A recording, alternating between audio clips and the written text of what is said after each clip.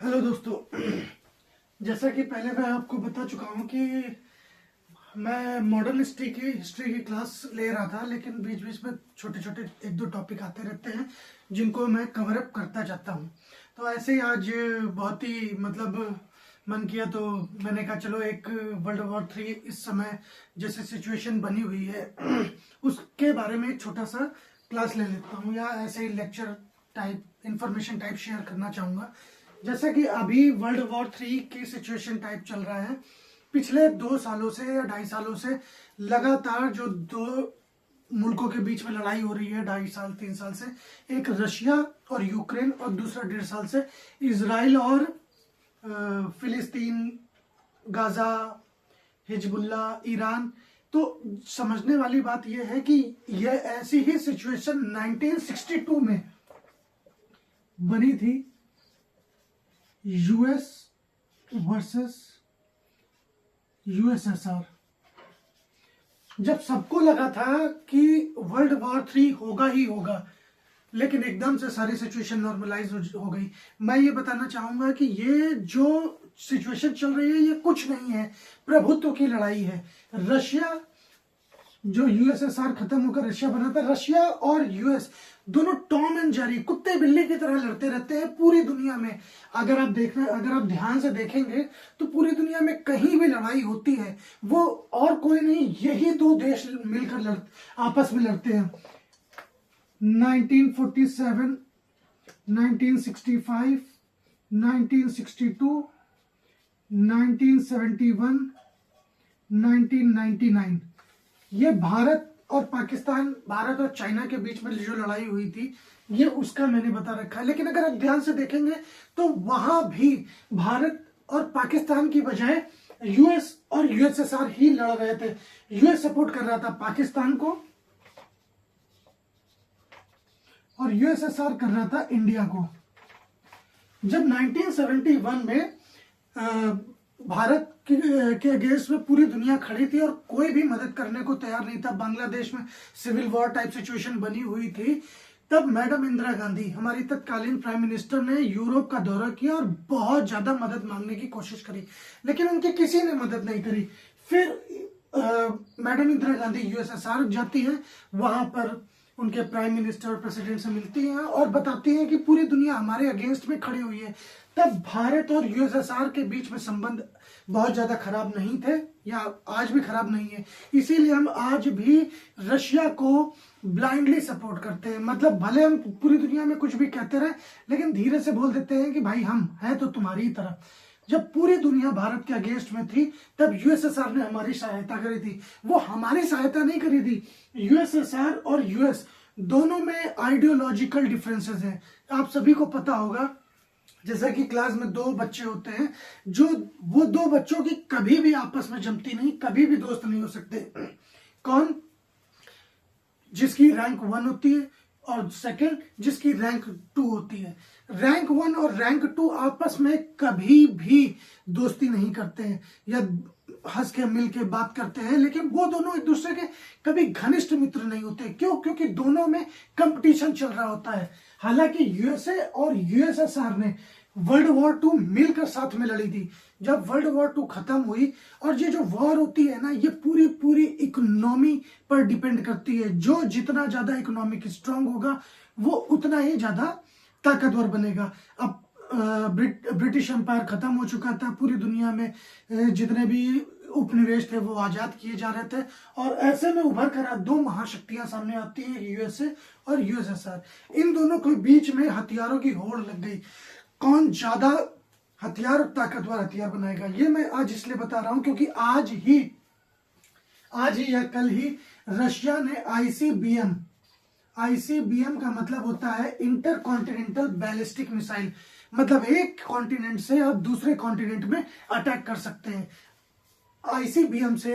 ये मतलब इतिहास में पहली बार आईसीबीएम का इस्तेमाल लाइव वॉर में किया गया है। रशिया ने यूक्रेन में नीव्रो शहर करके है, वहां पर आईसीबीएम का इस्तेमाल किया है। ये न्यूक्लियर कैपेबल मिसाइल है, मतलब न्यूक्लियर वॉरहेड को लेके जा सकती है, लेकिन रशिया ने इसमें न्यूक्लियर वेपन का इस्तेमाल नहीं किया था, उसने इस्तेमाल किया था टीएनटी वॉरहेड का, और 6-7 जगह पर अटैक किए। अगर आप ध्यान देंगे कि रशिया यूक्रेन रशिया और यूएसए पूरी दुनिया में घूम घूम कर लड़ रहे थे।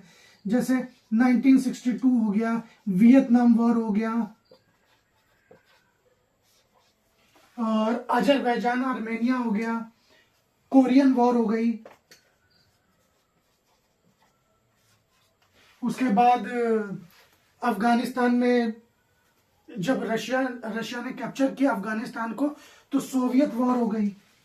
सोवियत वॉर में अमेरिका ने ही तालिबान को सपोर्ट किया था, तालिबान को हथियार दिए थे ताकि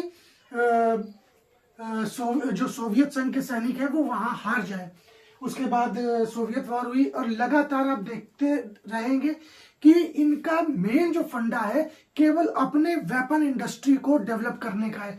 आज देखिए पूरी दुनिया में रशिया और यूक्रेन 2 सालों से लड़ रहे हैं। यूक्रेन के पास इतने संसाधन नहीं है। यूक्रेन को सपोर्ट कौन कर रहा है? यूक्रेन को सपोर्ट कर रहा है, जैसे आप मान लीजिए ये नॉर्थ अमेरिका और साउथ अमेरिका हो गए, और ये यूरोप हो गया, इधर रशिया हो गया, नीचे इंडिया चाइना हो गए। तो रशिया के पास जमीन की कोई कमी नहीं है, उसको जमीन की जरूरत नहीं है, उसको बस ताकत दिखानी है। जैसे टॉम एंड जेरी में जेरी हालांकि छोटा जरूर था, लेकिन उसने टॉम को छेड़ने में कभी कमी नहीं दिखाई। जहां टॉम आराम से सो रहा होता था, कहीं उसको पिंच करके, चुटकी काट के, उसकी पूंछ दबा के भाग जाता था। रशिया का भी वही है। रशिया और यूएसए एक दूसरे को हमेशा छेड़ते रहते हैं, कहीं किसी तरीके से, कहीं किसी तरीके से। अब रशिया बहुत लंबे समय से, जब से वो विभाजित हुआ यूएसएसआर, तब से शांत बैठा था। तो पूरी दुनिया ने सोचा कि रशिया शांत हो गया है, रशिया खत्म हो गया है। तो यूएसए ने क्या किया कि धीरे धीरे नाटो को एक्सपेंड करना स्टार्ट कर दिया, धीरे धीरे छोटे मोटे मुल्कों को आगे बढ़ाना स्टार्ट कर दिया। रशिया बोलता रहा यूक्रेन को, आसपास के देशों को, कि नाटो में मत जाना, नाटो में मत जाना। क्या हुआ? नाटो में जाने के लिए ज्यादा मीटिंग करने लगे, उसने धर के उड़ा दिया। पहले क्रीमिया को 2014 में कैप्चर किया, और अब यूक्रेन में। रशिया के युद्ध में सरवाइव करने का जो मेन रीजन है वो है उसके नेचुरल रिसोर्सेज।